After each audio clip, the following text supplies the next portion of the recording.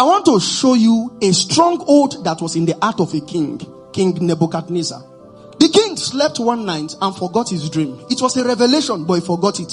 So he called all the wise men together. He said, if all of you cannot remember the dream I had, that me I forgot, I'm going to kill all of you. So Daniel took his friends, Shadrach, Meshach, Abednego, and they prayed in the night. After they prayed, Daniel left them and went to sleep. Because the way God speaks to Daniel is when Daniel goes to sleep. So when Daniel slept, the Lord now came and showed Daniel the dream of the king. And showed Daniel the interpretation also. Daniel came the following morning. Oh king, live forever. I've gotten the dream you dreamt that you forgot. And I also came with the meaning. So he told the king the dream to the king and gave the king the interpretation of the dream. You know the response of the king? He said, your God is the God of gods. Then he said, your God is the Lord of kings. You would think he's converting into, at the end of the day, he went back to his idol. There is a stronghold that can cause you to say, I believe in God, but you always go back to an idol. It's a stronghold.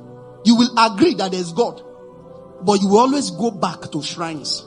You are saying, yeah, I believe that there's God, I believe. But that thing, it does not stop you from believing that there's God, but it will stop you from serving that God. It's a stronghold. Secondly, he cried again. He said, cry! Your God is the God of gods. No God can deliver like the God of Shadrach, Meshach, and Abednego. No God amongst the gods. After he said that, did he go back to serve God? He did not go back to serve God. Somehow, he will always acknowledge the superiority of God, but he will not go back to serve God.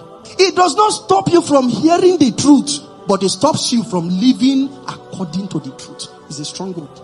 People don't take note of this one. It's warfare. People didn't realize that King Nebuchadnezzar was like that until the watchers gave a decree and they saw that this guy is not repenting.